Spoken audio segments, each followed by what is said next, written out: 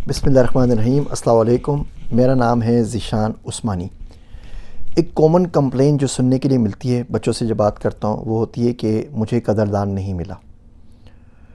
काश सर जी मुझे bill gate से 5 मिनट टाइम मिल जाता ना, मैं उसको ऐसा आइडिया देता कि उसके भी होश उड़ जाते। बोलता है वाह, काम करने का तो ये है, आप आजकल कहाँ थे। तो मैं ढूंढता हूँ, कोई मिलता ही नहीं है जो मेरी बात समझ सके, जो मेरी वैल्यू को मेरी बात को, मेरी ज़ात को पहचान सके और उसके हिसाब से मुझे मेरी तनख्वाह दे सके या मेरा भला कर सके। आखिर में यही बात होती है, तनख्वाह ज़्यादा मिल जाए, पैसा ज़्यादा मिल जाए, स्टार्टअप के ऊपर फंडिंग मिल जाए और हम लोग रो रहे होते हैं कि हमें कदरदान नहीं मिलता। देखिए, आप जो है प्रोडक्ट, आप एज इट इज़ एक जगह पे मौजूद हैं।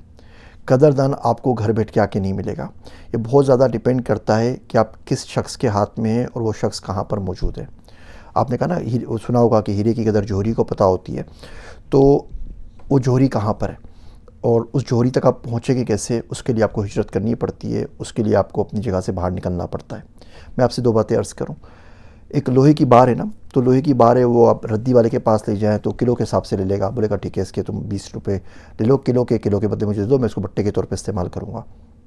अब आप उसको किसी और के पास ले जाएं, बंदे के पास, कारखाने वाले के पास ले जाएं, वो उसको पिघला कर उसके चम्मच और कांटे बना देगा।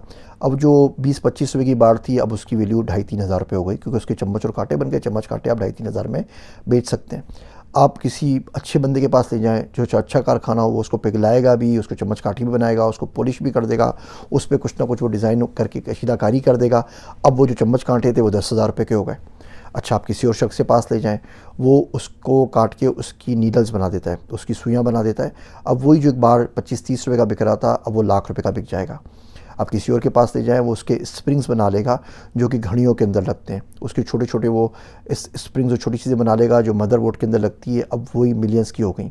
आप किसी और के पास ले जाएं, वो उसको किसी लेज़र गन में, सैटेलाइट के अंदर किसी जगह पे इस्तेमाल कर लेगा, अब वो करोड़ रुपए का हो गया। अब जो एक बार था वो तो वही था ना, वो 1 किलो का, वो तो 20 रुपये का था ना। तो 20 रुपये से करोड़ रुपये तक में पहुँचने के अंदर उस बार में कुछ चेंज हुआ नहीं। क्या लोहे से हीरा बन गया? नहीं, वो लोहा ही रहा। सिर्फ डिपेंड ये किया वो किस शख्स के पास था और कहाँ पे मौजूद था। अच्छा, वो बंदा वहाँ पे नहीं आएगा ना। आप सक्खर में, घोटकी में रहते हैं, तो इलोन मस्क तो वहाँ पे आके आपको उठा के लेके नहीं जाएगा ना। उस तक तो आपको इलोन मस्क तक पहुँचना पड़ेगा। वो जो जौहरी होगा वो तो वहाँ पे मौजूद नहीं होगा ना। और एक कॉन्टेक्स्ट पे बहुत ज़्यादा डिपेंड करता है। दुनिया के अंदर कीमती तरीन जो धात है, कीमती तरीन जो शे समझी जाती है, वो हीरा समझी जाती है कि जी हीरा है और वो दबा हुआ था और उतना प्रेशर पड़ा और वो कोयला हीरा बन गया, जो कुछ भी कहानी है उसकी, और इसकी बहुत ज़्यादा वैल्यू है। आप पूरी कायनात में जो नॉन कायनात है उसके अंदर देखें तो सबसे ज़्यादा कीमती चीज़ आपको पता है क्या है? वो है लकड़ी, दरख्त। दरख्त दुनिया में होते हैं, इसके अलावा कहीं पर भी पाए नहीं जाते। ना मरीख पे होते हैं, ना चाँद पर होते हैं, ना ज़ैल पर होते हैं, ना मुश्तरी पे होते हैं, ना सूरज पे होते हैं। तो पूरी कायनात के हिसाब से अगर आप देखें तो दरख्त कीमती तरीन शे है पूरी कायनात की। लकड़ी जो हमारे पास डुलती फिर रही होती है, हमारी दुनिया में आ जाते हैं तो फिर दरख्तें ज़्यादा हैं तो हम बोलते हैं चले हीरा है। तो डिपेंड करता है। तो दरख्तों को अपनी वैल्यू चाहिए तो ज़रा बात है, बाहर जाएंगे तो दर की वैल्यू कुछ और बढ़ जाएगी, बाकी चीज़ों की वैल्यू भी और बढ़ जाएगी। तो जब भी आपके पास ये शिकवा है कि मुझे मेरा कदरदान नहीं मिला, तो यकीन जानिए कि आप गलत जगह के ऊपर हैं। दूसरी चीज़, ये एक्सेप्ट कर लें कि आप गलत जगह के ऊपर हैं। दूसरी चीज़, आपने मूव करना है। कदरदान मूव होकर आपके पास नहीं आएगा, आपने निकलना है। दरख्त को अपने आप को बेचना है तो दरख्त को चाँद पे जाना पड़ेगा, चाँद उठ के ज़मीन के ऊपर नहीं आ जाएगा। तो ट्रेवल आपने करना है, आपकी कदरदान को नहीं करना।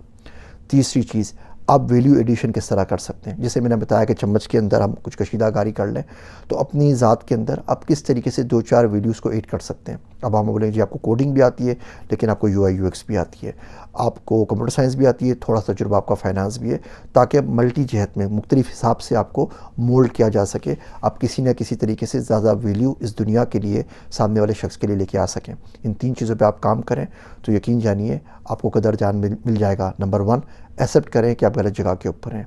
नंबर 2, आपको कदरदान के पास जाना है, आपने उसको ढूंढना है, ना कि उसने आपको ढूंढना है। नंबर 3, आप वैल्यू एडिशन कैसे करते हैं।